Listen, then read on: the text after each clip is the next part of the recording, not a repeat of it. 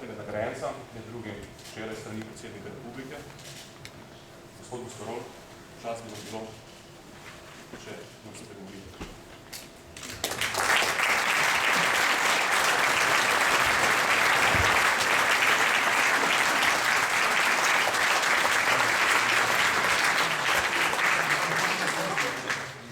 Hvala lepa za to čast, da kot prvi govorec na ustanovnem kongresu stranke povem par besed. Pozdravljeni vsi skupaj. Na začetku bi rad najprej par stvari razčistil.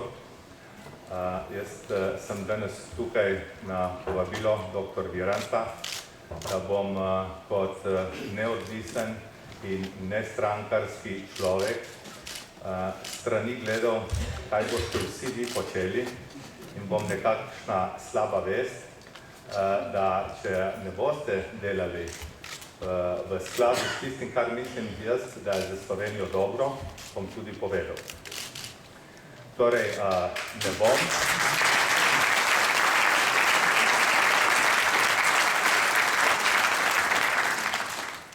ne bom član Virantove liste, ne bom šel na listo za volitve, vendar bom pa podpiral vse dobre predloge, ki jih boste predlagali in seveda poskusili uresničiti.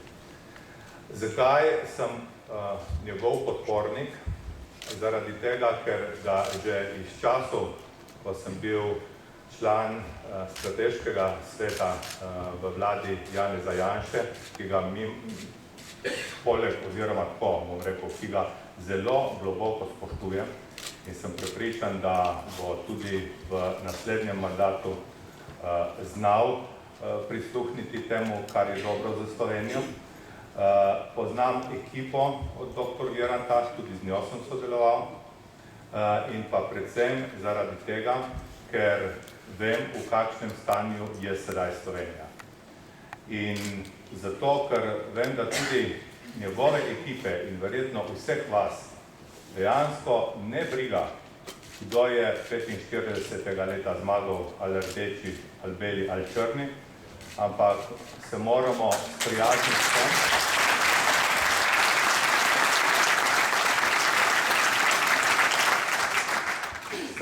sprijazniti s tem, da to stanje sedaj imamo, ne glede na to, kdo je kriv za to in da se ne bomo za to spraševali, ampak se bomo spraševali, ali bomo jutri lačni ali siti. In to je tisto, kar mene pri vaši listi motivira, da so zraven mladi, neobremenjeni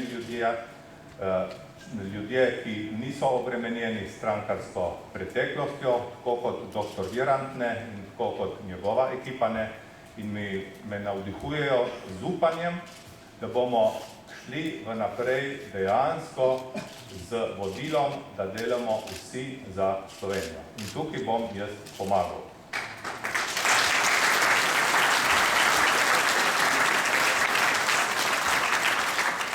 Jaz sem prepričan, da nobena lista ne more imeti najboljšega programa.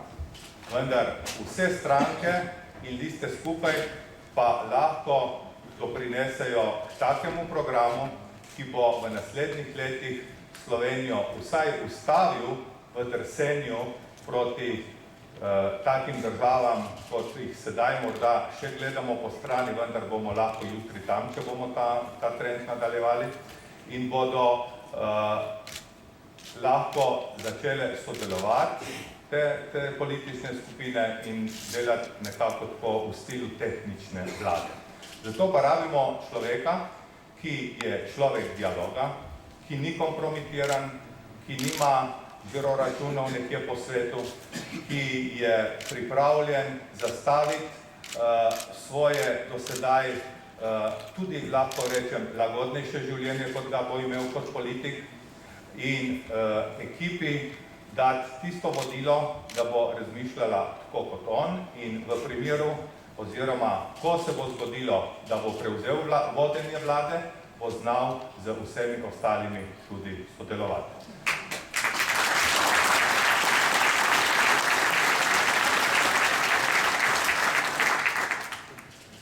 Veste, danes sem slišal dva programa z mojega področja, to se pravi z gospodarstva, in oba govorita o tem, da je treba znižati davke.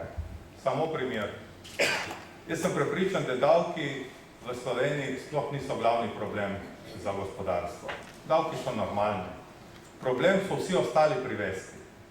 A veste, problem je to, da nas delodajalce delavec stane zelo velik kup denarja, delavec pa v žep dobi bore malo od tega. Tista razlika je problem.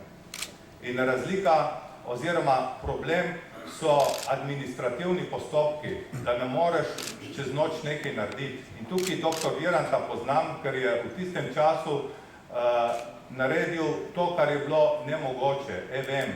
Ko sem jaz hodil kot promotor Evropskega tedna podjetništva, ko sem bil izbran za promotorja, sem hodil po evropskih državah in so rekli, smo slišali, da je pri vas možno ustanoviti podjetje v enem dnevu. Ne, sem rekel, v pol ure.